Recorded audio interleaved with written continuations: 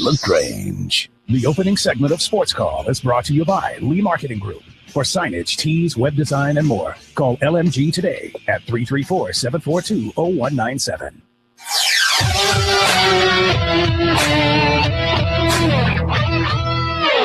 You better buckle your seatbelts because it's going to be a show to watch. From Tiger Communications. Jackson, touchdown. For 20 years, East Alabama's sports talk leader. Swing and drive, Johnson right. Sportscall. Oh, what a dunk. Call in now at 887-3401 Right through, he got it. or 1-888-9-TIGER-9 toll free. Struck him out. And now, coming to you live from the loveliest village on the plains, Sportscall.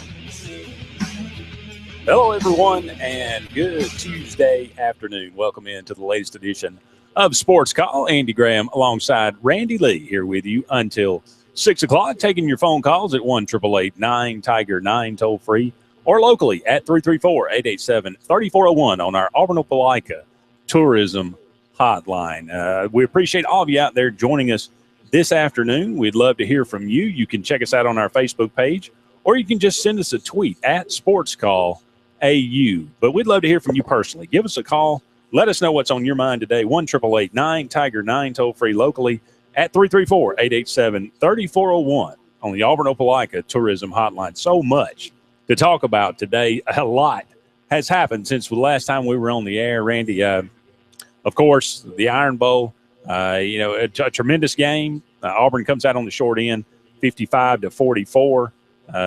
Not really the game that any of us were expecting, but certainly we'll give our reactions to that. Ole Miss has re-upped their contract with Hugh Freeze. He was reportedly rumored to be up for the Florida job, but because of that, now he has a nice, sweet $4 million a year deal there with Ole Miss. It looks like maybe Florida has found their man. They're talking with Jim McElwain. Apparently, that's a serious conversation. He has an enormous buyout there at Colorado State, so that's something to keep your eye on as well. Michigan fires Brady Hoke earlier this afternoon. Nebraska fires Bo Pelini just a couple of days ago. Auburn dismisses former defensive coordinator Ellis Johnson. So many job openings available, so many names being bandied about, so much to talk about today. UAB, the football program is no more. That coming across the wire earlier today. Just, again, so much to talk about on today's show. We'd love to hear from you, get your take on everything that's going on. Well, we'll go ahead and we'll take a prediction this week. We'll do Alabama and Missouri if you want to make a prediction on that. Missouri rushing yards will be the tiebreaker in that, just to have a prediction this week. And we're going to do a question of the day. Who do you want to be the next defensive coordinator at Auburn University? But first, Randy, just impressions, thoughts about the Iron Bowl. Well, I was thrilled by the way that we played, to be honest with you, Andy. And when I watched the ball game, you and I sat up here most of the week last week, and we said if only Auburn will come out to play, we'll be thrilled with it. We don't want to see us pull a 2012 and just cash in the season and say we're getting ready for next year. And we did not, by no stretch of the imagination, do that. Now, if you look on the scoreboard, you may point to the defense and say 55 points, they must have cashed in. But the surprising thing, and I was actually talking at work a little bit earlier today, and to bring up that Auburn's defense had 5 stops in that football game and gave up 55 points. Is that not an amazing stat to throw out there, Andy? Yes. I mean, when you hear the 55, you may say 1 or 2 stops throughout the game is all you're going to get. But Auburn had 5 stops in that football game, counting 3 interceptions, and put 26 points on the board in the first half. I don't think any of us could be upset with what we saw from the output of the team. And, look, if you had any question marks on whether Gus Malzahn is going to put a product out there that plays hard and you can be proud of, the 34-7 Georgia game we were all upset with. It wasn't that we gave up on Gus Malzahn after that ball game, but after what we saw this past Saturday night, I'm thrilled with what we got, to be honest. You had to wonder, and we wondered openly, what Auburn team were we going to see? Could Gus Malzahn influence this team to the point to where they would play for pride? Because that's what we were playing for. It was not Obviously Auburn not playing for the SEC title, not playing for a national title. The season kind of spiraling downward. The Georgia game, Auburn comes out very less than motivated against Samford. So you wondered, that because of Auburn's offense, they're going to be in every game. Well, it didn't quite work out that way in those last two games, but we thought, could we get back to that? Well, like you said, answered just triumphantly there with 630 yards in this game. All of a sudden, after 2 weeks, Gus Malzahn back to being an offensive genius, I guess. Yeah, he is, and I guess the big question mark that we had is, had defenses caught up in a single year with what you're seeing from Gus Malzahn? I know it's not a single year, but it's a single year as he the head coach there at Auburn, and what we did in 2013 is unmatched. It's unbelievable after a 3-win season in 2012 and the rock bottom of the program and mine and yours and anybody's life that's been an Auburn fan out there. But, I know a lot of you out there, you're listening in and you're saying, those two guys up there, we lost. We got beat by Alabama. I'm demoralized that we lost that ball game. No, honestly, I think that I hate to say this, but I think that that's how us Auburn fans feel about it. I want to beat Alabama, but this is not life or death. The biggest part to me was, are we going to show up? Are we going to put a good product out on the field? And absolutely, it was a resounding yes. We had them back on their heels on the road at Tuscaloosa against the number one team in the country.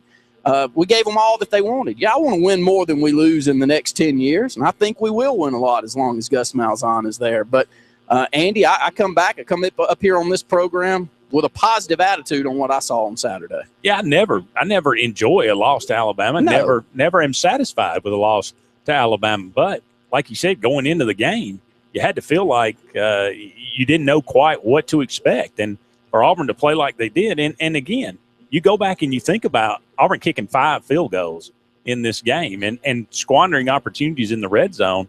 It's just Sammy Coates, a touchdown pass goes through his hands. Duke Williams wide open on another one. In a play that it would have been a fantastic catch, but quite honestly, he probably makes that catch 8 out of 10 times. Nick Marshall, if he'd have known Alabama was going to blow the coverage and he would have been that wide open, he would have just lofted it to him. So we just, there at the end of the first half, we just waste a total, we could have had 3 to 4 plays throwing in the end zone or either trying to we had a timeout. And we just let, 15, 20 seconds go off the clock.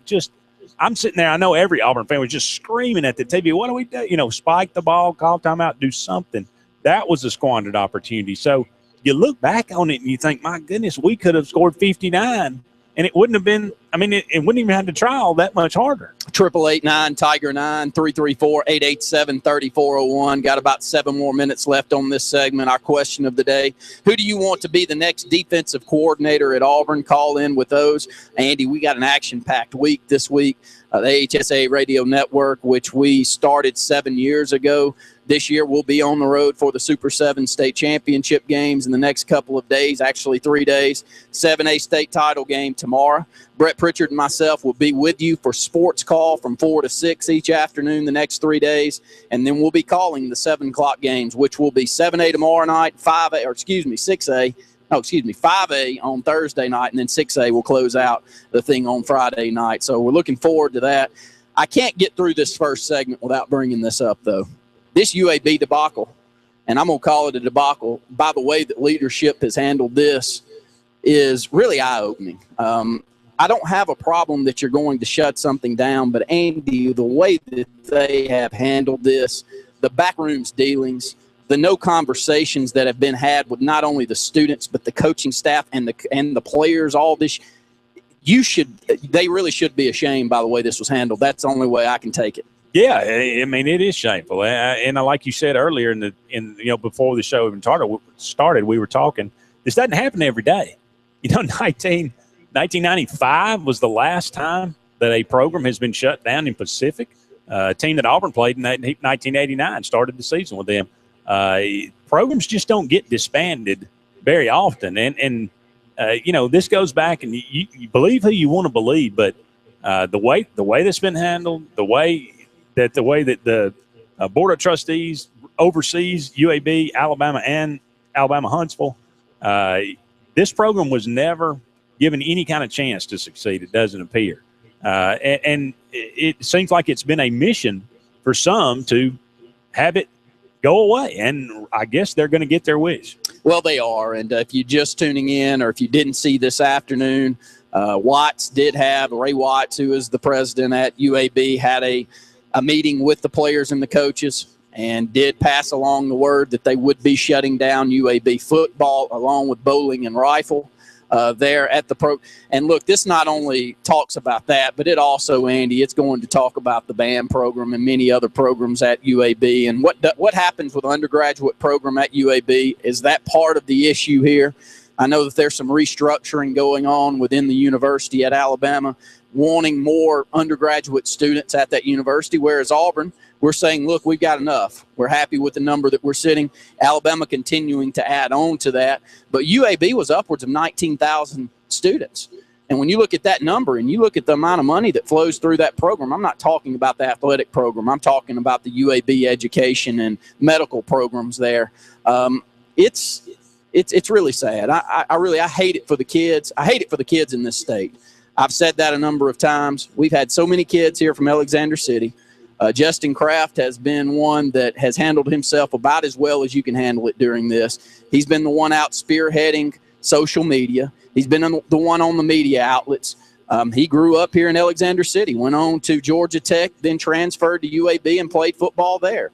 Actually about 5 years older than you and I are. Outstanding high school football player, and even a better person with what he's tried to do here. And he's not one that just came out starting to bang the bell whenever the times happen. No, he's been a UAB supporter since he left that program. And not only that, we've got a couple of players that are currently there. We've got a starter in Cameron Blankenship that has been on a lot of the news outlets.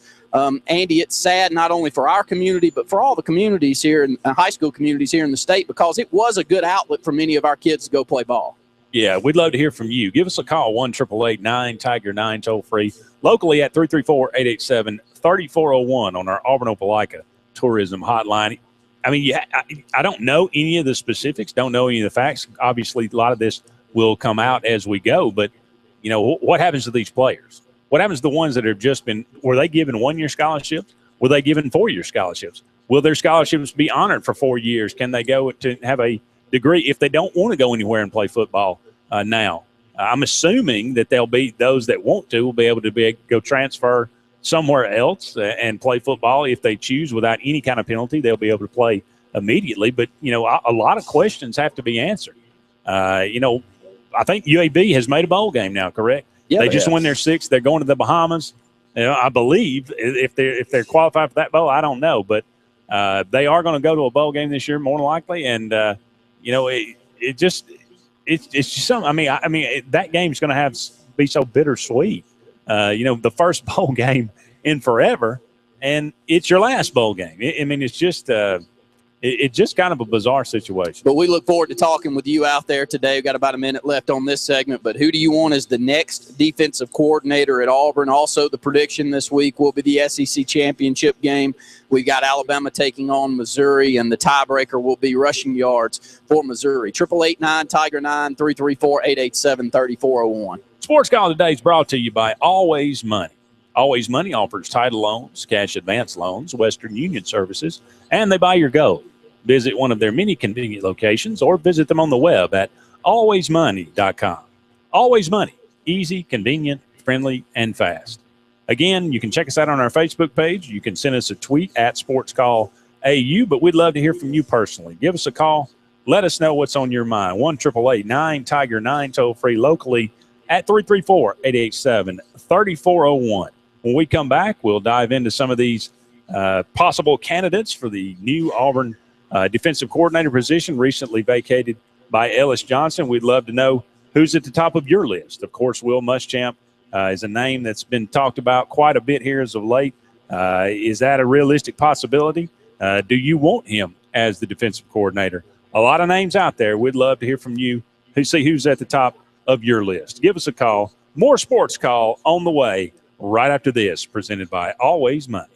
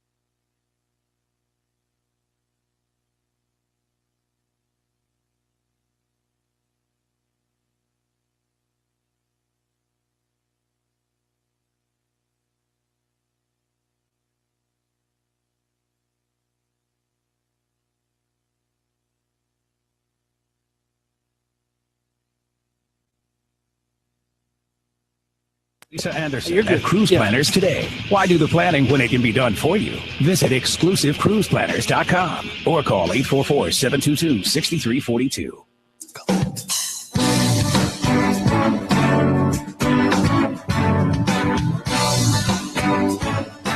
Hello, everyone, and welcome back to the Tuesday edition of Sports Call.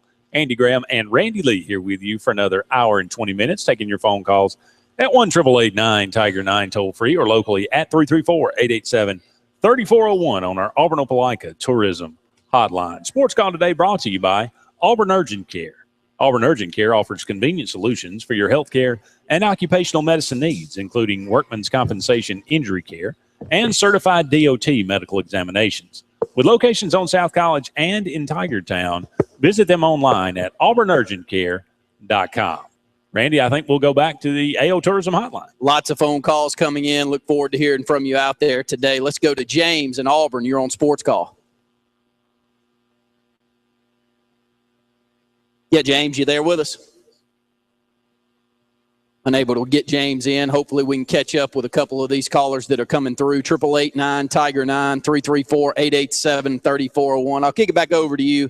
Will Muschamp definitely tops of the list for most of the defensive coordinators' positions that are open out there, Andy.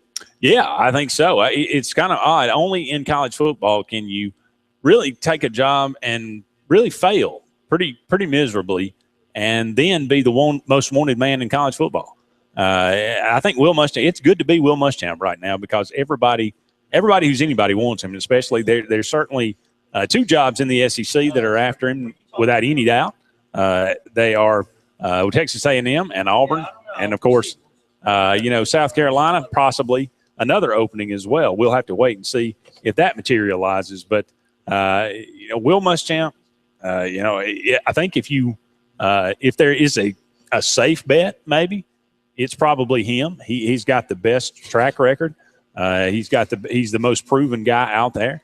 But the problem is with Will, to me, is in 2 years, we may be doing the same thing again. We may be looking for another defensive coordinator. So, that's the only downside to me is that he's probably going to be looking to get another head coaching job, whether that be in 2 years, whether it be in 3 years. And if you do really, really well, in 2 years, you're right back in the same boat. You and I did some homework last week before we go into the Iron Bowl. And when you look down through the defensive coordinators or the coordinator positions in this country, though, Andy, that's what it is now. You almost have to go in with that expectation. I hate to say it, but Jim McElwain looks like he'll end up down at Florida. If you have any success whatsoever, you're going to move on as a head coach. So why worry about it? You've got to go out there and hire. I hear what you're saying, and I do wish that you could go out there and you can get somebody to hang around and keep a continuous staff together for an 8 or 10 year stretch and see what you could do with it. But just don't know if that's reality anymore, Andy, especially the way that they're axing coaches. Bo Pelini, 9+ wins a season at Nebraska right now. Do you really feel like they're going to get any better with the next hire that they get? I don't. So, how long do you expect someone to be there? You would hope maybe 3 years. 4 years is that's probably the ideal. Unless they're probably. I guess you're right. I mean, there's not going to be any more of these guys like at Texas where you stay for 15 years. That's just kind of unrealistic. Head coaches are only staying at schools 4 or 5 years. So, on the Bo Pelini front, I thought they should have fired him at Nebraska. Okay, 9 wins a year, that's good and that's fine. But the 4 losses a year were embarrassing losses, humiliating losses. They gave up 500 and something yards rushing to Wisconsin just a couple of weeks ago. They gave up 70 something points just a couple of years ago in the Big Ten title game. It was time to go. Bo Pelini, I've just never been overly impressed with what he did at Nebraska. Nebraska has had some great years. They've been up there to a level where Alabama is right now. They aspired to get back to that. Can they? I don't know, but Bo Pelini wasn't taking them there. Let's try to go back to the phone lines. James in Opelika, you're on Sports Call. Hey guys, how you doing? Good to hear from you, James. Listen, before I go on, Will Muschamp will be first choice, but what about Joe Witt Jr.? You need a defensive back coach, man. Looks like that's more our problem than anything. Let me ask you this. Go back to the Iron Bowl. What kind of defensive plan that you know Alabama got one player that they go to 100% of the time, and you don't do nothing but let him just run off the line of scrimmage and run free all night? I mean, I know they got to know better than that. Dennis Johnson is a veteran defensive coordinator. How did he allow that to happen? That's number one. Number two, I thought the SEC was stronger than we are, but in my opinion, from looking around and the East got beat like they did in the West, Gus Malzahn is going to wind up kicking his butt this year, because this year was a year, even though we expected 9-3 or whatever, but if you look at the SEC right now, he should have been no lower than 10-2, 10-1, or whatever, 12-1, 12-2, or whatever the case may be. And he should be up getting ready to play in the talk for the SEC championship. Remember, I tell y'all guys this all the time. Remember this. I'm an Auburn guy, and I went to school at Auburn. I've been a coach. I'm just going to say, I've been a coach for about 15 years. Auburn is a school that has a thing of Alabama, like I always say, Alabama, Michigan, Notre Dame, USC. Those schools are blessed. You know how you have a blessed child? Those schools are blessed. Everything good gonna happen for them.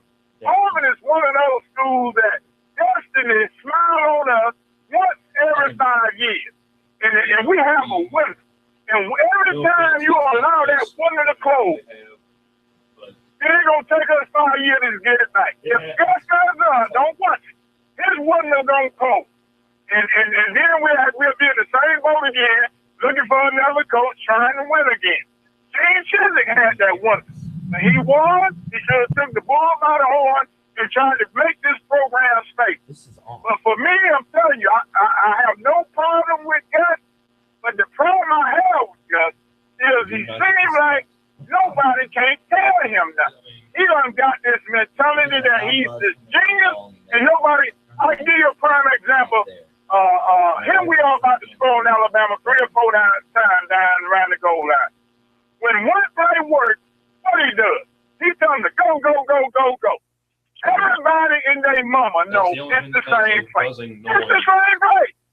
Call a timeout, get yourself together so you can get a good play in and score a touchdown.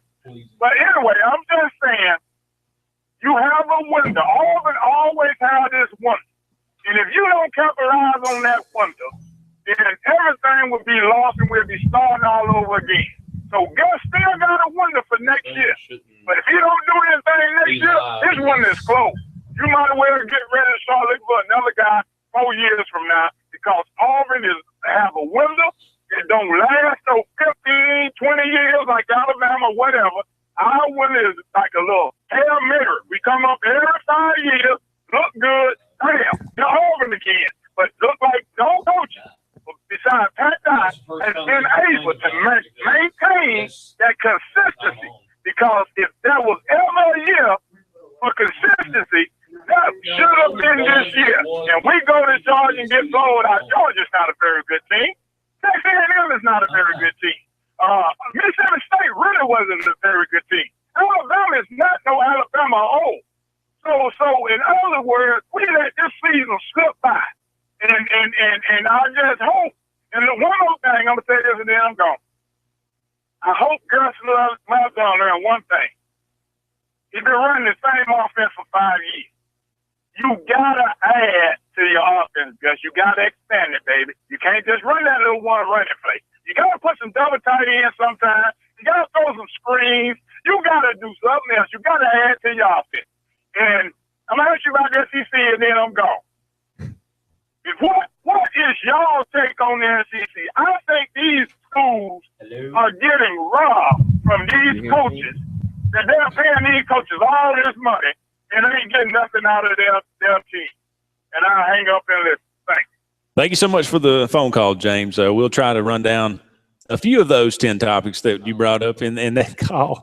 If we can remember them all, we'll try to address them, as many of them as we can, and we'll take the rest of your phone calls out there. 1-888-9-TIGER-9 toll free locally at 334-887-3401 on the Auburn Opelika Tourism Hotline. More Sports Call on the way, presented by Auburn Urgent Care. Right after this.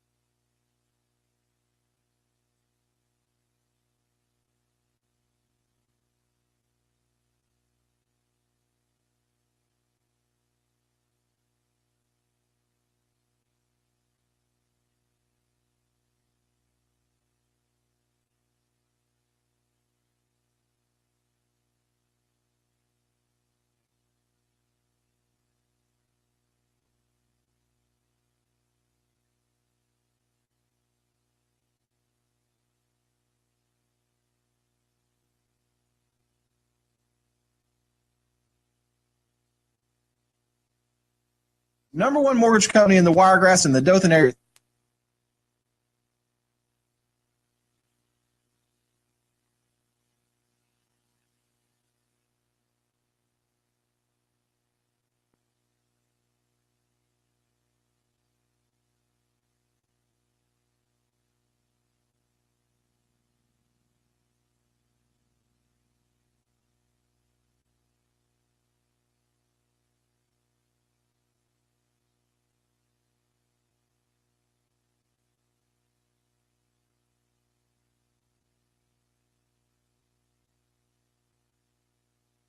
Price Match Promise. Check us out at www.russelldoitcenter.com or visit one of our 9 locations in Central Alabama. Test. Tatum Lawn Care wants to help you add value and beauty to your home or business, and they want to save you money in the process. Tatum Lawn Care offers affordable lawn care and landscaping services to residents in the Lake Martin and surrounding areas. Services include tree maintenance, planting, pruning, hedging, blowing, mulching, leaf removal, spring and fall cleanups, and more. For an estimate, call Tatum Lawn Care at 256-329-6102. That's 256-329-6102.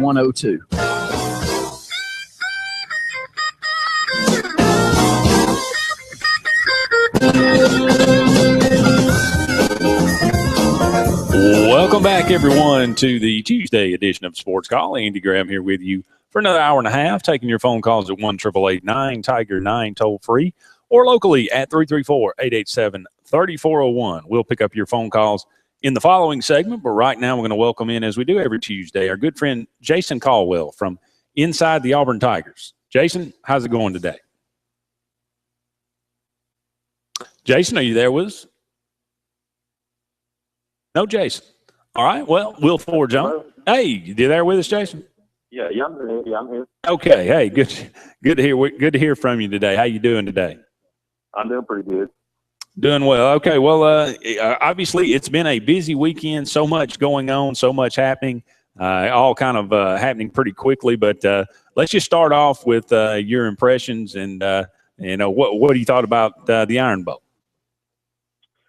Well, you look at it, and I thought, offensively, I mean, obviously, you get in the red zone and would like to finish those off, but it's hard to fault too much in offense that puts up 44 points and has 630 yards against one of the best defenses in the country. So, and that's just and one of the things that you live with sometimes is, they're good in the red zone for a reason, but I thought overall offensively, Nick Marshall, Sammy Coates, G. Williams, those guys just put on an absolute show.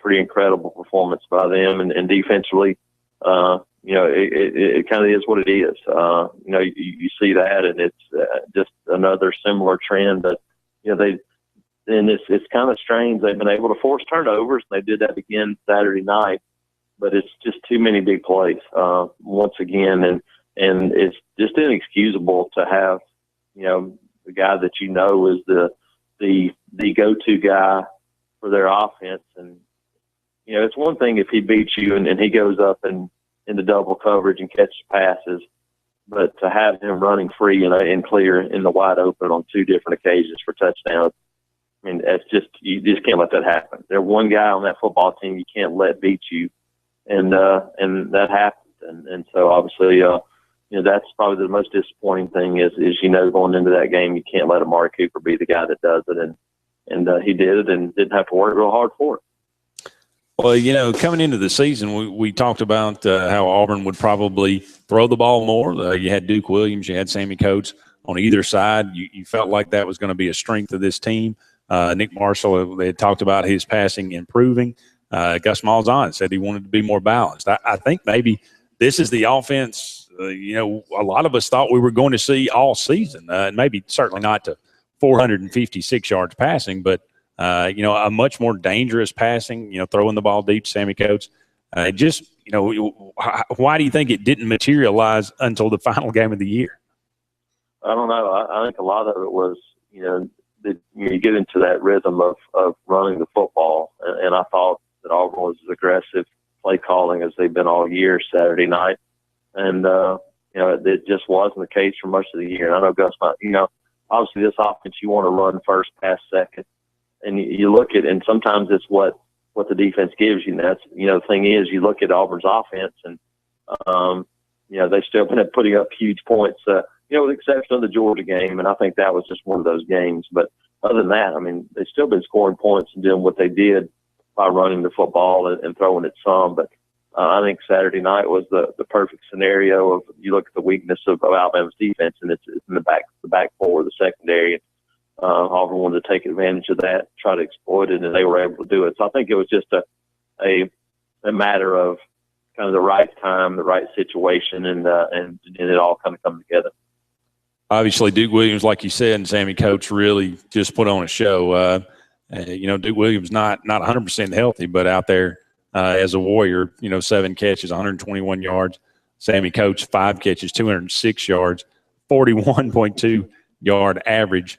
What do you think the chances are either or both of those guys are on campus at Auburn University next year?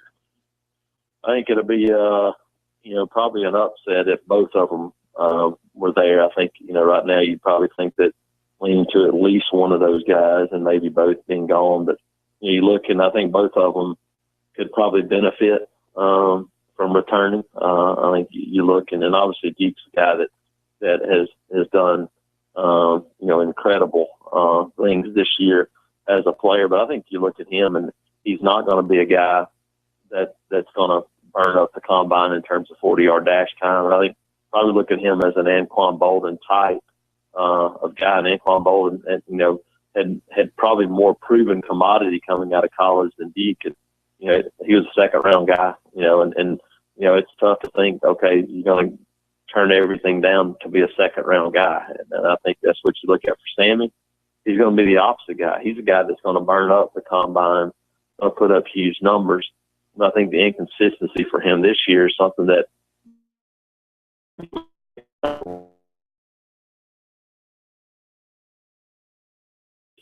opposite times or I think both of them could obviously improve their status if they were to come back. But you look at both of them, I think both of them will be guys that will get drafted and will make a team in the NFL. So it's one of those situations where if you're ready now, then you can give it a shot. I think it's different than Trey Mason was last year, though. I don't think Trey was going to be a guy that was going to move up a whole lot, even if he had returned. I don't think that's the case with both these guys, and we'll just have to see what happens after the ball game. We got Jason Caldwell joining us from inside the Auburn Tigers. Nick Marshall, he's got a tremendous win-loss record. You look at what he's done his 2 years at Auburn and the yardage that he's put up and the situation that he's really been put in. He hasn't had the benefit of even really an average defense either year he's been at Auburn. When you look at his career at Auburn and what he has done, where do you place him, in the Auburn hierarchy? He's easily a top 5 quarterback to me, based on what he's done, what he's accomplished. And you're right. If he'd had the opportunity to play with a defense that it didn't have to be great, just a solid defense, there's no telling what Auburn, would have accomplished. I mean, they made it to the national championship game last year. And this season, I mean, you look at 8-4 regular season, and you lose 2 games scoring 40 points, or not, excuse me, 34 points and 140 in the other. If Auburn's a 10-2 football team right now, who knows if they're still not on the outside looking in, maybe a possibility getting into playoffs before this thing will be over with. So, just kind of crazy how it worked out, but no question in my mind, he's one of those guys that will be, when you talk about Auburn quarterbacks, he'll be one of those names that'll be mentioned for a long time. Well, you mentioned it in the beginning. We had a phone caller right in the previous segment. He wondered the same thing. How do you let Amari Cooper get behind the defense? How do you let him come off the line of scrimmage and not even get bumped or chucked or anything? When you look at a game like this, you look at really all season. Do we go back to miscommunication? Is that the way the defense is set up? Are the players not doing what the coaches are asking them to do? What is the reason why that doesn't happen? I think it has to be a little bit of everything. When you play as bad and give up as many points as Auburn did the last 6 weeks of the season, it's not just one thing. Obviously, it starts up front, with the inability to get the quarterback and create negative plays. When you don't put pressure on guys and you allow extra time to throw the football, that's always a very difficult challenge. But, when that's the case, then you have to do something different. And we didn't see the adjustments out of Auburn's defense. We talked about, Saturday going in, he thought, okay, we're going to get some double teams on Amari Cooper and try to make somebody else beat you. And that was rarely seen, if any, on Saturday. And, you look at South Carolina, the adjustment that they made in attacking Auburn. Every team had an answer, but Auburn, couldn't find a way to answer back. And to me, it's a little bit of coaching, obviously, players, execution. It's everything when you play as poorly as Auburn did down the stretch. Well, obviously, when you play that poorly, decisions are made at the end of the year, and you have a change made at the defensive coordinator position. Ellis Johnson is dismissed after 2 years. Rampant rumors flying about who will be the next guy. Will Muschamp is reported by many to be the number one choice. Do you feel like that's the case? And who else would you like to see maybe given a chance to get this job?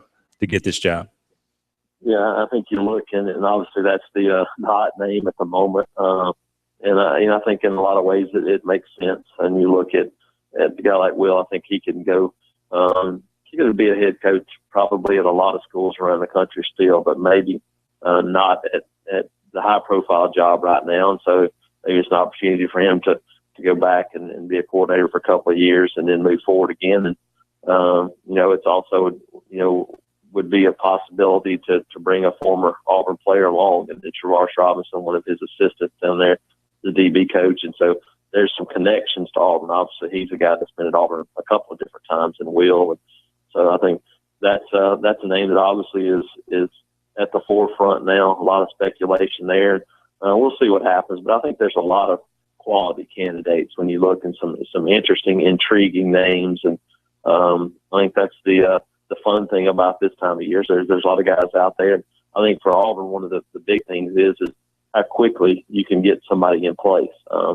With the bowl practices coming up, you get somebody in place pretty quickly. You could get a guy that could probably start infusing some of his things in the defense and to get ready for bowl game and get a head start on spring practice and next season. I think that would be kind of a win-win situation because at this point, I mean, you look and you can bring a guy in and you can start doing defense because, I mean, let's face it, it's not going to change or impact a whole lot, I don't think, of how this defense is played right now. So if you can get a head start, get some new energy and some new blood in there, then maybe you can make a jump in the bowl game and get a little momentum defensively heading into next season.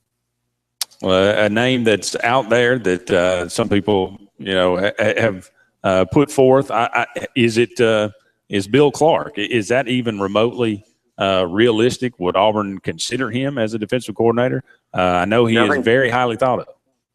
Yeah, I think the thing about that one is he's dealing with so much right now in terms of emotion with this UAB thing that I think the dust will have to settle on that to see where he and his staff and those guys are going to move. But he's definitely a really good defensive coach, a guy that I've been watching since he was coaching at Prattville, and he's made the move up.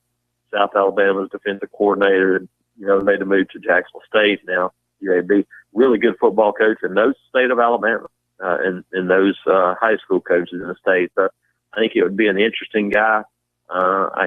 Just kind of depends on what he wants to do because he's probably, based on his one season at UAB, earned himself a chance to be a head coach at a similar type program, I would imagine. So I think it all depends on what he wants to do. But I think if he were to throw his name into the ring, then that'd be a guy that Auburn would definitely, probably at least take a look at. Well, Jason, let us know what's going on right now at inside the Auburn Tigers.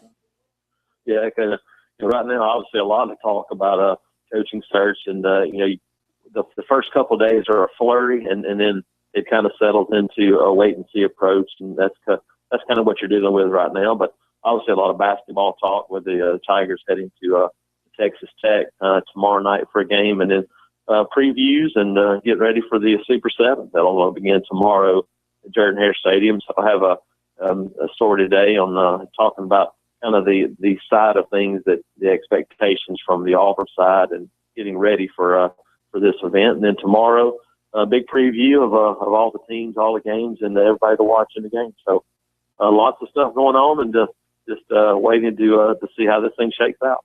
Jason Caldwell from Inside the Auburn Tigers. Really appreciate you joining us this afternoon. Thanks, Andy. Have a good one. You too. Thank you. More Sports Call on the way right after this.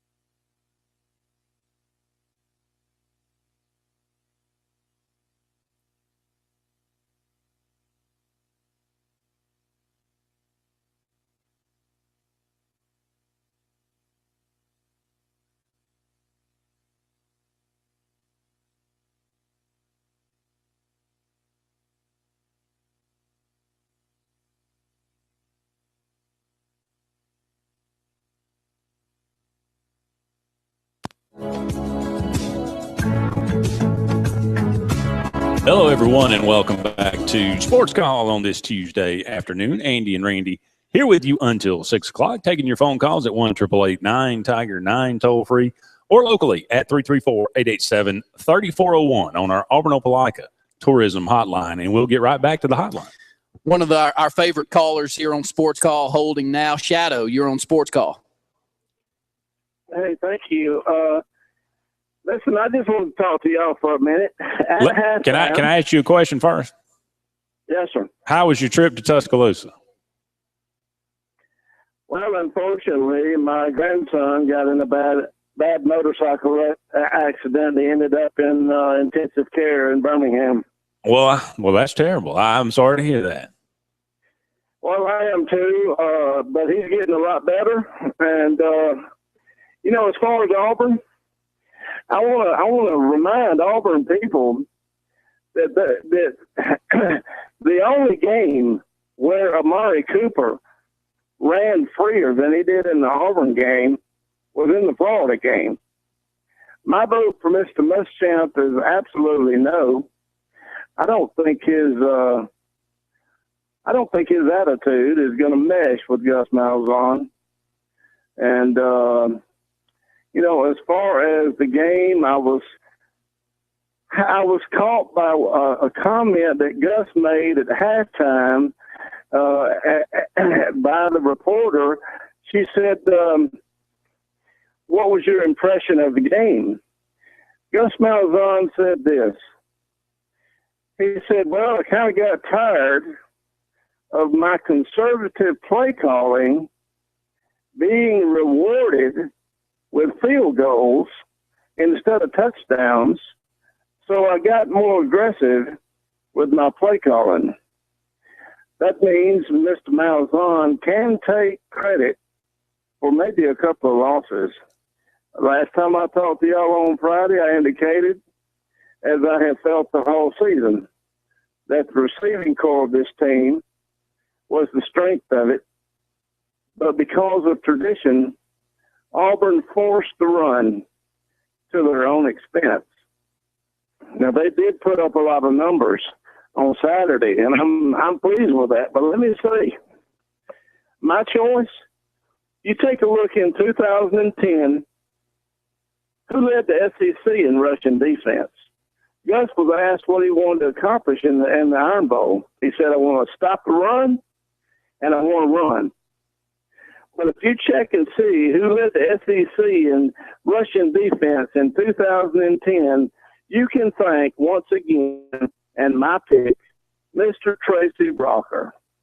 And if you want to say he doesn't have experience, ask yourself if Auburn made a good decision when they hired a first-time D1 college head coach when they hired Gus Malzahn. Tracy Rocker wants to be at Auburn. He brings legitimacy. He brings the training and the knowledge of knowing how to get the most effort out of his players to get to the NFL. Sometimes the best known coach is not the one you need. Auburn needs Tracy Rocker. I'll take Mr. Clark in a second. Those are pretty much my comments. And, we've always had the offense. I hope that we have learned to integrate our receiving with our rushing. I do not believe that it was a good idea to start the game with a true freshman running back in that kind of pressure situation. And, I hate it that Ellis has lost his job. He's been a great defensive coach. I do not want Muschamp as our defensive coordinator. I'll take John Chavis. I'll give you a few other names too, but I love Auburn, and I have faith in Gus Malzahn. Thank you. Appreciate the call. Yeah, as far as Rock Thomas is concerned, all the first drive is scripted. I bet they had run that play 50 times this past week, and I bet he caught it 49 of those times. It was a good pass, I'm sure, but in that, it is what it is. You know, I mean, why did it not work that time?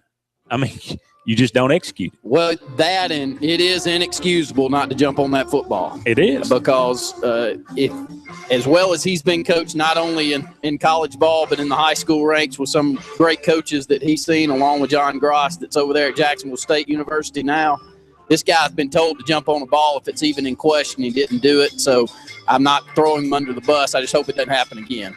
The Fox Sports Report is coming up next. Randy and I will be back with hour number 2 of Sports Call right after this.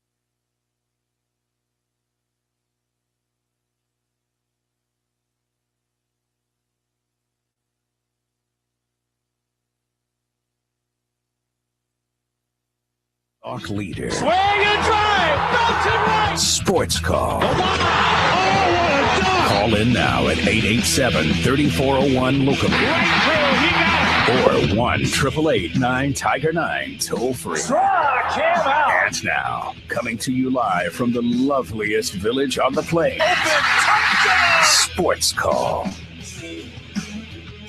Welcome back, everyone, to the Tuesday edition of Sports Call. Andy Graham here alongside Randy Lee. We'll be with you until 6 o'clock, taking your phone calls at 1-888-9-TIGER-9 toll free or locally at 334-887-3401 on our Auburn Opelika Tourism Hotline. The executive director of the AHSAA will be with us, Steve Savarese, to talk a little bit about the Super 7 beginning tomorrow there at Jordan-Hare Stadium.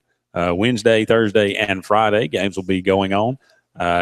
Just a tremendous thing here for high school football in the state of Alabama to be able to play there in Jordan-Hare and Bryant-Denny as they alternate year after year. Of course, we'll continue to break down this talk about the Iron Bowl and whatever you'd like to talk about. We'll try to answer and go back to some of the questions and comments that have been made before. But right now, we'll go back to the AO Tourism Hotline. I want to throw this question of the day back out there one more quick time as we head into the second hour of the program. Who do you want to be the next defensive coordinator at Auburn? 888-9-TIGER-9, 334-887-3401. Back to the phone line. Stroud, you're on Sports Call. Hey, good evening, gentlemen. How are y'all this evening? Good to talk to you. Yeah, you too. Well, obviously, my top pick is going to be Will Muschamp, simply because I do believe that the biggest problem on the defensive side of the football for Auburn has been recruiting. And what better way to shore up this year's recruiting class, especially on that side of the football, than to get Muschamp in at that position. And my question to you is, do you think that how likely do you think it is that he'll be the next defensive coordinator at all? I think it's a good chance. To be honest with you, if Auburn really, really wants him, I think they can get him. Unless he just, from all indications that he is, wanting to coach again immediately. I wouldn't be surprised at all that he would like to be a coordinator, not a head coach right off the bat again. So I think there's a couple of jobs that are very attractive right now, and Auburn is one. You look at the past relationship. You look. I don't really believe in this burn bridges. I think that's much more overblown than it actually is, and I don't think money will be that big of a deal. I think he's going to be probably the biggest, the highest paid defensive coordinator in the country, and if that's $1.5 million, to be honest with you, I think Auburn's willing to pay that. So. If they really want him, I think they could get him. Do you think that we'll get into a bidding war with Texas A&M to get Will Muschamp? I think that's a possibility, and I don't think that's somebody you want to be in a bidding war with. But to be honest with you, I think it'll come down more to where he wants to be and where he thinks he has the best chance to succeed. Now, some people look at that and say Texas A&M's got a lot of young talent, and maybe they have more talent than Auburn right now. Perhaps maybe it's just fit, the fact that he has been at Auburn twice, and where the wife's happy, that tends to go a long, long way. Well, and something else to consider is how many of his assistants would he be bringing with him if he did take that position? To be honest with you, I don't think anybody is safe on the defensive side, although if anybody is, I would think it would be Rodney Garner, just because of the recruiting coordinator and the fact that he is a great recruiter. But as far as anybody else, I think he could fill out the staff that he wanted, I would think. And geographically speaking, you have to think it'd be a lot easier for those guys to come a few hours up the road to Auburn than to go clear across the country out to Texas A&M. And there's not a whole lot out there. If it's not Will Muschamp, who do you think the second person or the second coach might be, or second most likely candidate would be? That's a good question. There's a couple of names out there. One that kind of intrigues me that it might be, I probably wouldn't be a lot of people's first choice is Barry Odom, guy at Memphis. I mean, he doesn't have a long track record, but he's a young guy. He has taken a lot less. He's taken a defense that was absolutely atrocious in the 100s in a lot of the categories when he got there.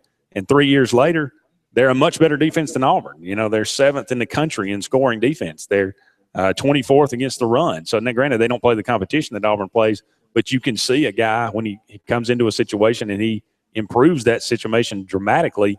He obviously knows what he's doing. So, you don't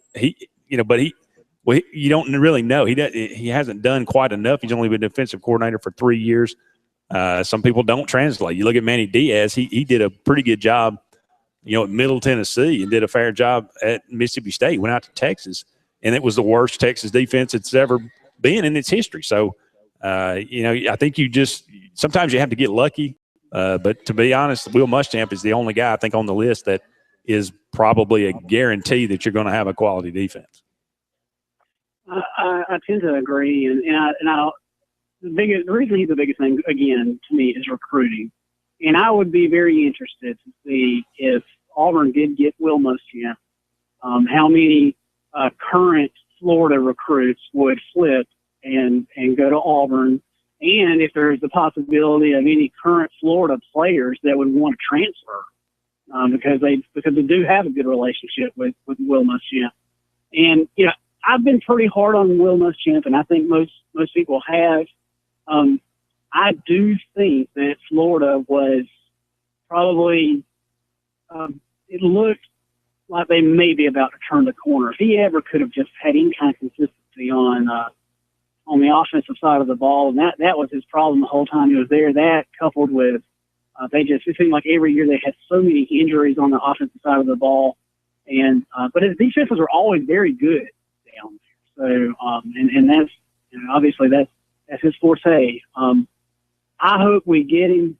I think that if he came here, I think it would be a home run hire. It would be wonderful publicity for Auburn. I think that this year's recruiting class I think we'd go from where we are right now, I guess a 10 to 15 ranked recruiting class. We would be probably a top 5 recruiting class, if not better, and he would have an immediate impact.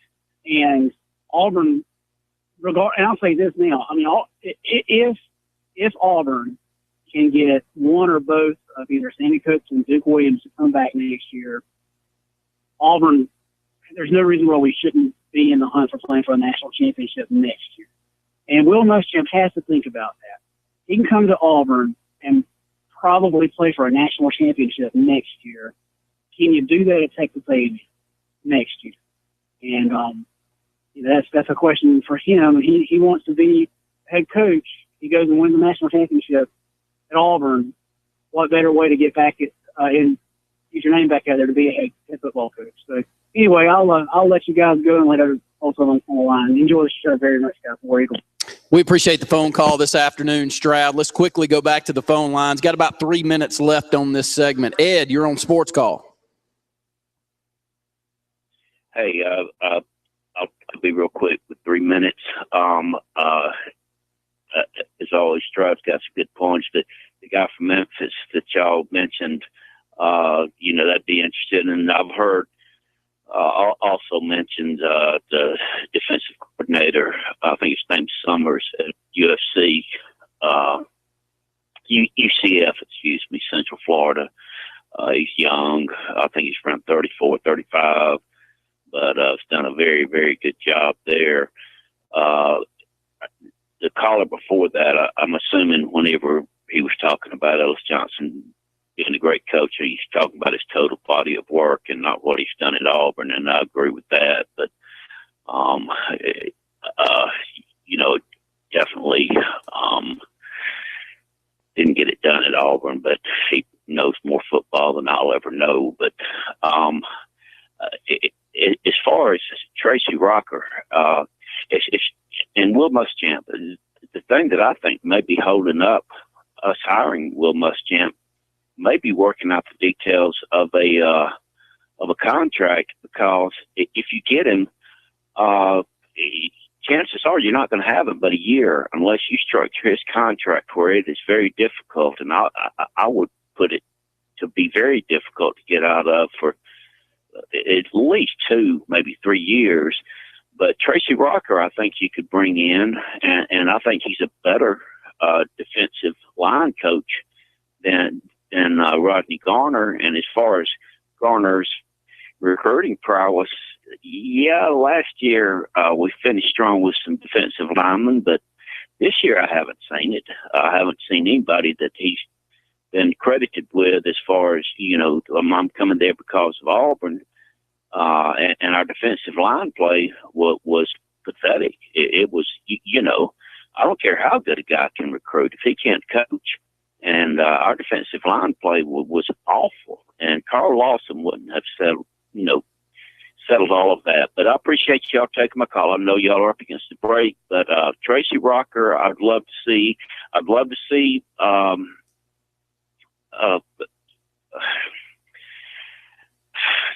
Florida coach. I'm trying to go too quick. I'd love to see Muschamp if we can keep him for a couple of years, and not be. I don't think he's stayed anywhere longer than 2 years. And as far as John Chavis, I don't think you're going to get him out of LSU. He's making about $1.5 million right now, so it'd be, we're going to have to top that. And I don't know that he would want to come to Auburn from LSU. Thanks for taking my call. Appreciate the call, Ed. When we come back, we'll talk about a few more of these things. We'll take your phone calls, 1-888-9-TIGER-9, 334-887-3401, the Auburn Opelika Tourism Hotline. More Sports Call on the way, presented by Always Money, right after this.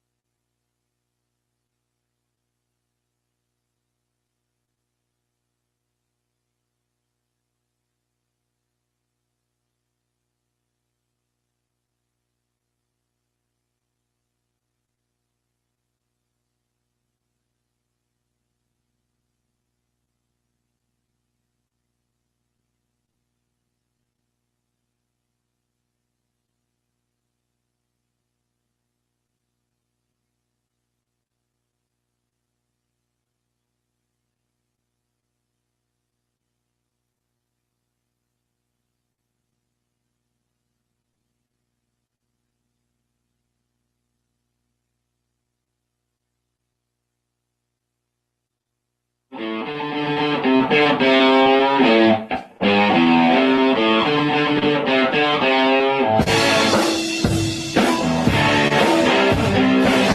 everyone, and welcome back to the Tuesday edition of Sports Call. Andy and Randy here with you for another 40 minutes, taking your phone calls at 1-888-9-TIGER-9, toll-free, or locally at 334-887-3401. We'll get right back to the AO Tourism Hotline. Chris, you're on Sports Call. Hey, fellas, what's going on? Good to hear from you. Hey, got a quick question for you. It's about the defensive coordinator job. What kind of defense does Gus Malzahn like to have? Because these past couple of years, it's been a nickel defense, which is not what I consider an attacking defense. I think he wants one that works. I'm not sure. I'm not sure what that is because the 4-2-5 has not worked. It has not been good. These last 2 years. So, I'm not sure. I'm not sure he really cares if he has a preference. If he does, maybe he does, and I don't know about it. But for whatever it is, the 4-2-5, I believe will go in a different direction. Because with his defenses, as far as I'm saying, Muschamp, he had success with a 3-4 at LSU and also a 4-3 at Auburn. But the talent was there too. Yes. So what kind of talent do we, as far as linebacker recruits? That's a good question. I think we've got some pretty good linebacker recruits right now. I think we've got Trey Williams on campus. We've got a couple of more that we recruited last year on campus. But, to run the 3-4, you got to have some monster defensive linemen. Sure do. And I'm not sure we've got those on campus right now, to be quite honest. Yeah, I know, but but I guess my question was, when he was at Arkansas State, do we know what kind of defense that he preferred there? I don't really know. I'd have to go back and look that up. That's a good question. Because it just seemed like he was dissatisfied with, everybody was dissatisfied the past 2 years of defense, but it just, it's just not. And a Muschamp defense is going back to the Tuberville defenses, were attacking defenses.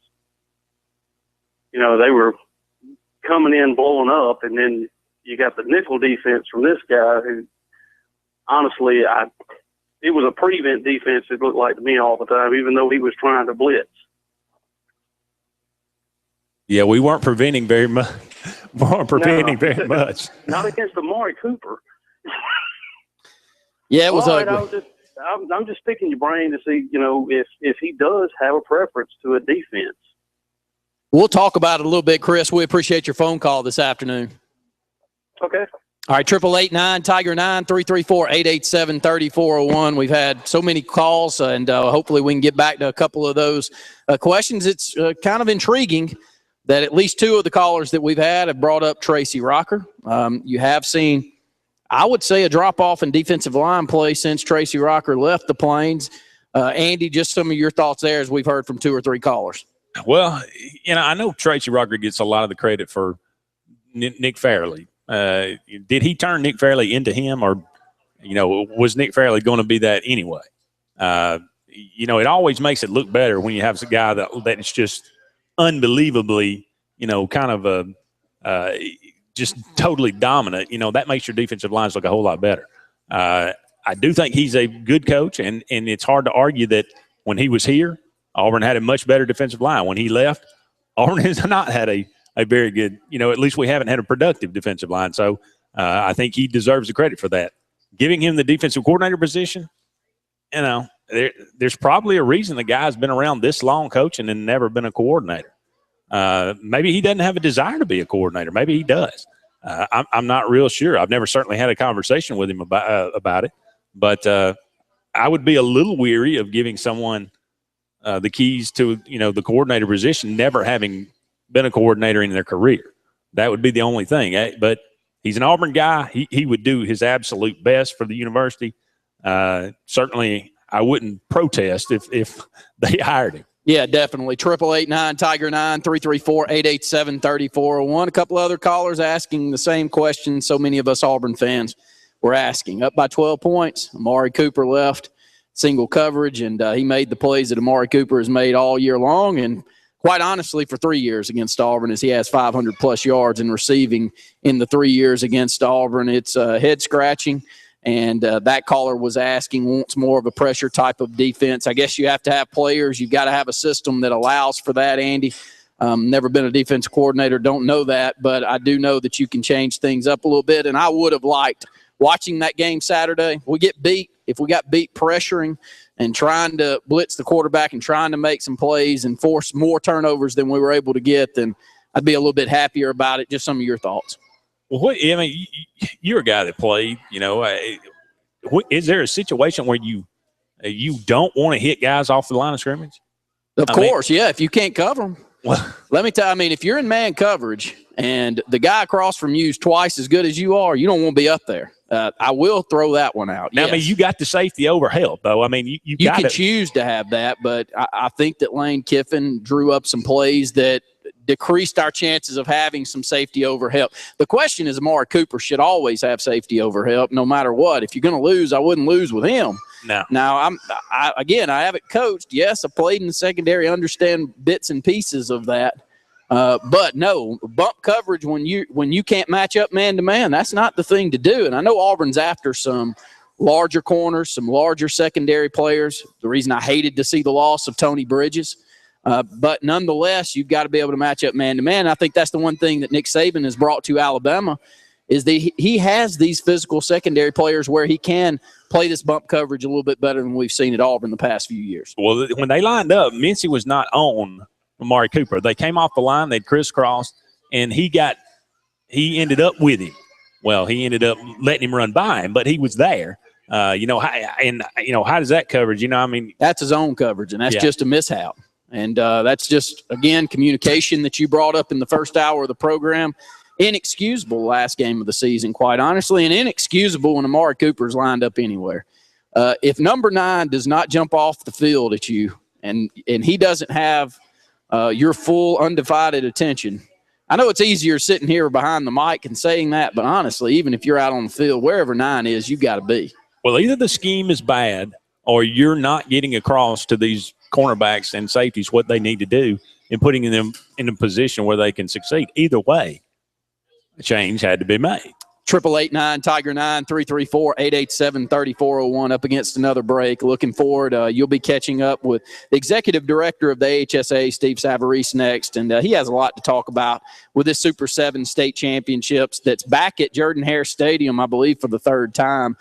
Just a great story that they pass along out there with the cities of Auburn and Opelika working with the city of Tuscaloosa and what has been brought to these communities and to the kids in this state to be able to play at our 2 premier locations, Andy. So looking forward to hearing you catch up with him. Absolutely. When we come back, hopefully we'll catch up with Steve Savarese, Executive Director of the AHSAA. Be sure to join us. Don't want to miss that. More Sports Call right after this.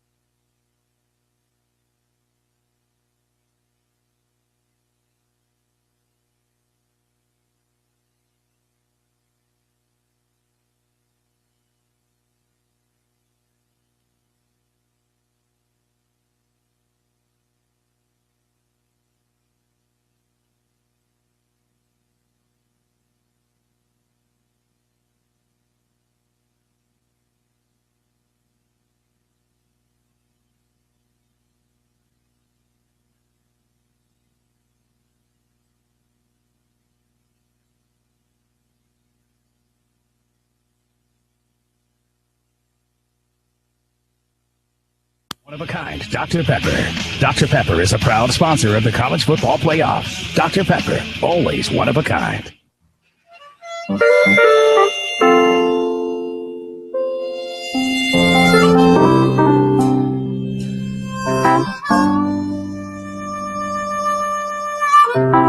Hello, everyone, and welcome back to the Tuesday edition of Sports Call. Andy Graham here with you for 30 more minutes, taking your phone calls at 1-888-9-TIGER-9 toll-free or locally at 334-887-3401 on our Auburn Opelika Tourism Hotline. We'll pick up your phone calls in the final segment of today's show, but right now we're going to welcome in a very special guest, the Executive Director of the AHSAA, Steve Savarese.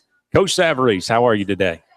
Good, Andy. How are you doing? Doing really well. Hope you had a good Thanksgiving. I know you're looking forward to tomorrow, this upcoming week, in the Super 7 this year, the first time that 7 classifications will participate in the high school championships. Well, it's been a continuous Thanksgiving. We have so much to be thankful for, and I appreciate you asking. We got to spend it with family, but now this week we're very thankful to have all of our teams, our 14 finalists, in the championships here in Auburn. What beautiful, beautiful weather is forecast for this week, and the great host, Auburn University, cities of Auburn and Opelika. You just couldn't ask for more to be thankful for. Well, we've certainly come a long way since the days of playing a championship game in a home stadium for one of these participants in this. Now this has become really an event, for the entire state to gather. It started out there, of course, at Legion Field, now going back and forth between Auburn and Tuscaloosa. Just talk a little bit about how that all came about to move it to these 2 university sites and the cooperation really that has had to take place. Well, I have to go back and first thank my predecessors, Herman Bubba Scott, Coach Scott, for starting the football playoffs, and then Dan Washburn for having the insight to bring all the classifications to one site. Now, Dan will be the first one to tell you that he brought all of them to one site because he was tired of all the complaints about playing at each individual school site because of the fact that people would try to gain an advantage. We had complaints about fields being watered, too much home cooking, and so on. So Dan came up with a great idea, bringing them all to one site, partnered with the Monday Morning Quarterback Club in Birmingham, and really established the foundation of our football championships. And then one day, my good friend Ron Anders showed up in the office with D. Mark Mitchell and John Wild, and they came over and asked us about basketball championships. And we furthered discussion and started talking about football championships. The next thing, we did is we said, look, we can't hold it in one town and not the other, Auburn or Tuscaloosa. I said, let's get everybody together and see if we can do this on a rotating basis. And the vision came to reality because of the cooperation of all the communities involved. And our goal was to allow our student athletes, coaches, and fans to experience the best facilities in the state of Alabama for our championships. And that's been our goal for all of our championships. Whether it's swimming, we host swimming in Auburn in 2 weeks, and basketball at the BJCC in Birmingham, which is our largest facility in the state. It holds 17,000 people, and last year we had a crowd of 16,000. So, we have all of our championships currently at some of our finest facilities in the state, and that gives our student athletes and coaches an experience of a lifetime, and that's what we wanted to try to accomplish. Well, there's no way to put on something like this in these communities without the help of everybody involved in that community, different sponsors, all these different things. Just talk about, what all's involved in having to put on a spectacle like this in Auburn and in Tuscaloosa. Well, I always thank the Alabama High School Athletic Association staff. They're tireless workers, but we're only a few, and a few can't put on an event of this magnitude. So we rely on the communities of Auburn, Opelika, and Tuscaloosa to provide us the volunteers, and we have to have a catalyst in each one of those communities. And in the Auburn, Opelika area, it's been Ron Anders, D. Mark Mitchell, and John White. And they go, and they'll have, in the next few days, over 700 volunteers work with our teams, work at the stadium, and we couldn't do it without them. And so their selflessness provides that experience of a lifetime. And whether it's the two mayors from the two towns, it's two city councils from the communities, they've all bought in, and they are providing that experience of a lifetime.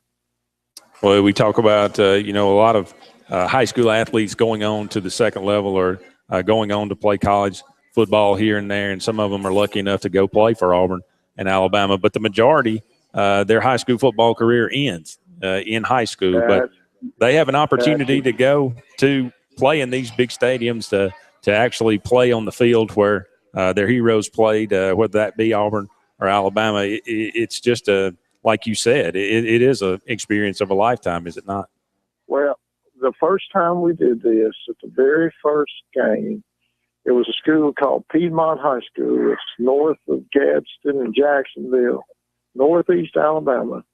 And they did, it was at Alabama the first year, and they did their walk of champions. And when the coach got off the bus and he saw all the fans lined up, he started to cry. And when his superintendent walked on to the field in Tuscaloosa, he started to cry. And then their principal started to cry. I knew we had done the right thing. And because not only the kids, we have fans on our communities have never been to these two stadiums. We have cheerleaders that never stepped on these fields or never will, bands that won't ever step on these two fields, but now have the opportunity. So it's more than just the football teams. It's an event for the entire community. We kick off this year with the Dale County Madison Academy game. Madison Academy is on Thursday. We do. We kicked off on Thursday with both. Madison Academy has shut their school system down. The Dale County system has shut their school system down. That's what it means to these communities. It's a monumental event. Plus, it's a monumental accomplishment for these kids because it's so difficult to be here. We kick off tomorrow night with Hoover and Prattville, but, those guys have been here before, but you'll see it's going to be an experience of a lifetime for them. They never take it for granted. But when we start off, when Dale County has never been here in the history of the system, it's just an experience of a lifetime for them. And we're just really thankful that the communities here allow us to do this. And, Coach Malzahn, Jay Jacobs, Jeff Steele, and their staffs, they work tirelessly to give us the same experience that they would have on a Saturday in October in Jordan-Hare. And we just couldn't ask for more. We're just so grateful. We've got Steve Savarese, the executive director of the AHSAA here, talking about the upcoming Super 7 at Jordan-Hare Stadium just tomorrow, beginning with the 7A championship. Coach Savarese, can you kind of give us the schedule upcoming for the next couple of days and maybe any information on tickets and how people can get where they can get those? Sure. Well, one of our most exciting parts of this Super 7 event, it's almost a Super 8 event now because we have partnered with Special Olympics, and we have two school systems in our state, one you at Trussville, the other one of Lawrence County, that will be participating in our first touch football unified games, which is the intellectually disabled child and the child without a disability working to go together collaboratively in a touch football game.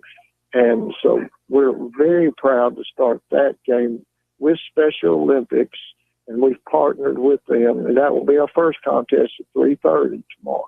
And then at 7 o'clock, it's Hoover Prattville 7A. And then we play the classes 3, 1, and 5 on Thursday, and 4, 2, and 6 on Friday.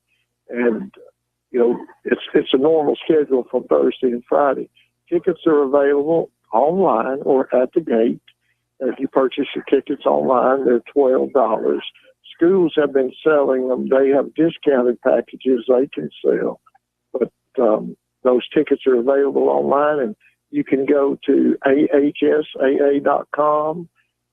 super7.com, either one of those sites to purchase your tickets. Yeah, definitely. No matter if your team, your high school is in this or not, it is an event for everybody, and no matter whether you have a fighting stake in it or not, it's just great high school football that you can go watch, and it's just a tremendous thing. Coach Abbott, before we let you go, talk a little bit about your job. Kind of it continues on after this. So you'll have the Alabama-Mississippi All-Star game there at Crampton Bowl following this. Just talk a little bit about that event. Sure. I do want to say one more thing. We're very thankful to one of our corporate partners, TNT Fireworks. Wednesday, Thursday, and Friday nights after the final games, they will have a fireworks display there. And so we encourage fans to come out to watch the fireworks after the last game. There'll be plenty of fireworks on the field. Now we have a really nice fireworks demonstration after every game, each one of the night games. So we encourage fans to come out for the fireworks. And next week, you've said it absolutely correct. We leave here on Friday night, or we'll leave Saturday morning, go back to start Sunday with the Alabama team coming in, getting ready for the Alabama-Mississippi game next Saturday at noon in Crampton Bowl in Montgomery. And that's a very, very big event for us. It pits the best players from the state of Alabama versus Mississippi. And you just can't go through the great players of our state without most of them playing in our game every single year. Now, all the great players. I remember when I coached and we had Cadillac on the team. He was one of the most impressive young men that I've been around. One of my favorites. The next year I coached was another really great Auburn player, Tommy Jackson. And Tommy Jackson is one of our speakers this year for Alabama-Mississippi game. And Tommy was a captain the year I was the head coach of the game. And he's just a great young man. And all the great players that we've had that have participated in the Alabama-Mississippi game that have played high school football in our state, it's just such an exciting time for us. Steve Savarese, Executive Director of the AHSAA, we really appreciate you joining us here on Sports Call this afternoon. Wish you all the best in the upcoming week or upcoming weeks, and happy holidays as well. Well, thank you, same to you, Andy, and we thank you for covering our events. Thank you for being part of it, and mostly to all the support staff here in Auburn and all the fans that will come out to our game. We just say thank you, and we wish everyone a very, very happy holiday season. Thank you so much. More Sports Call on the way right after this.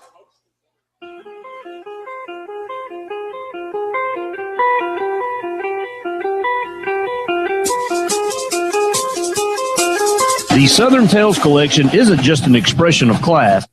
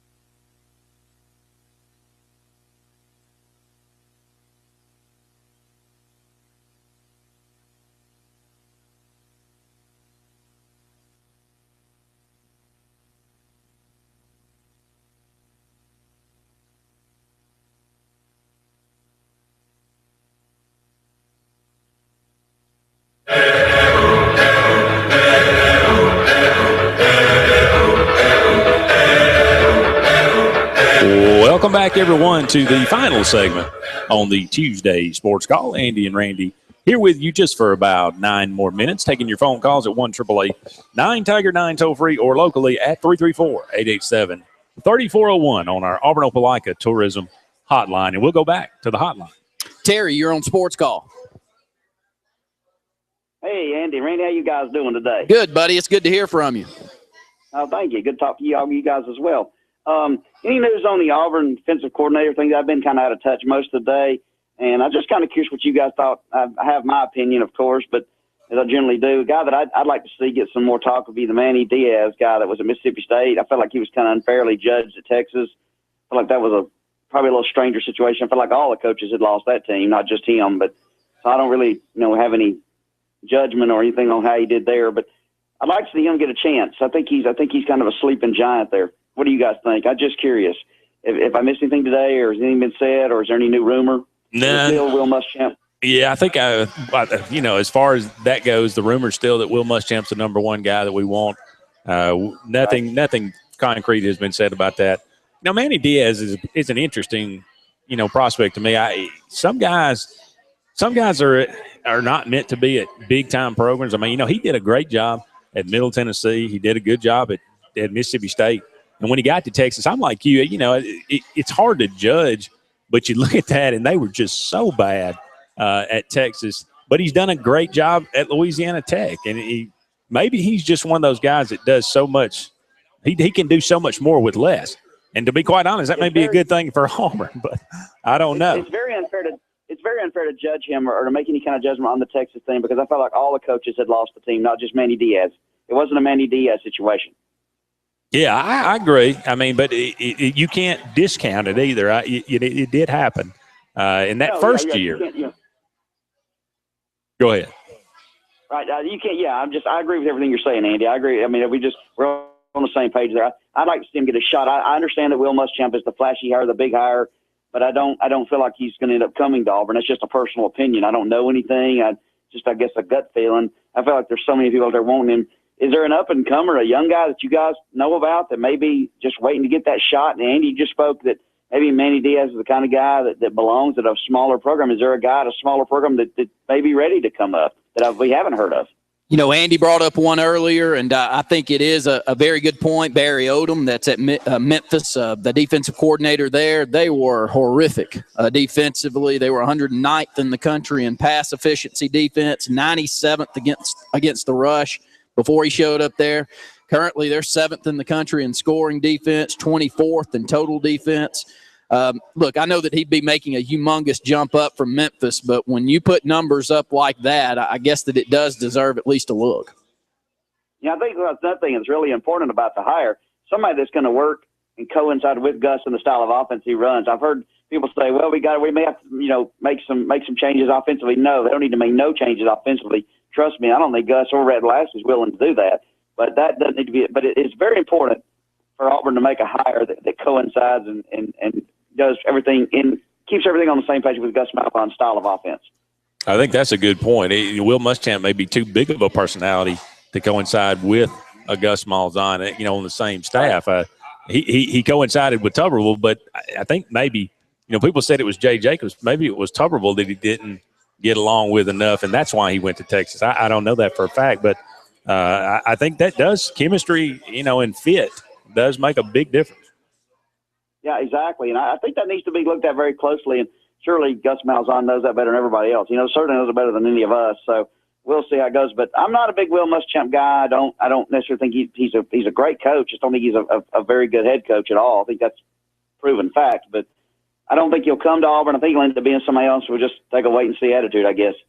Terry, we appreciate the phone call this afternoon. A couple of more minutes left here on the program. Stay tuned in tonight. We've got several more hours of programming with our Sports Blitz, and Luke Robinson and Brett Pritchard will be with you from 7 to 9 with our Sports Blitz programming. You can catch that on our sister station in the Auburn Opelika area on 95.9. But, Andy, it's still a tough day. We're sitting over here, and I'm sure a lot of you out there, we're Auburn and Alabama fans, but it's hard not to talk about the demise and the end of UAB's football program as we close the show this afternoon. Yeah, I guess, we all saw it coming. When Bill Clark came out just over the weekend and said it was going to happen. I think it was pretty good evidence. We all knew that it was going to happen. It's maybe been a long time coming. There are a lot of conspiracy, theories out there. Does it go back to Gene Bartaw? Does it go back to, some things that were said, but it just doesn't seem like UAB was ever really supported and wanted, given every opportunity to flourish. I think it's a proven fact that, Jimbo Fisher, they wanted to hire Jimbo Fisher. They wanted to build a new stadium, and that was denied. They said, you can't do that. So I don't know how any else what to feel about it. I'll say the same thing that I said to start the program today. I'm very sorry for the kids. I'm sorry for the coaching staff. Know several of both. And the one thing that I will say closing out, though, it is so sad to see how leadership handled this. And the leadership and the lack of communication, not only on the Board of Trustees for the University of Alabama, but there at the university for UAB, is pathetic. There's nothing else you can say about it. I'm sad for everybody involved, but they ought to be ashamed by the way that they handled this, Andy. Yeah, no doubt about it. The upcoming days and weeks are going to be, I guess, a lot of fun. You'll have the bowl games. You have Michigan, you have Nebraska, you have Florida, you have the Auburn defensive coordinator position, you have the Texas A&M defensive coordinator position, all needing to be filled. It'll be fast and furious. We'll try to keep you up to date as best as we can. Thank you for all that. Thank you all for listening this afternoon. We appreciate your phone calls as well. For Randy Lee, I'm Andy Graham saying so long for now. We'll talk again soon.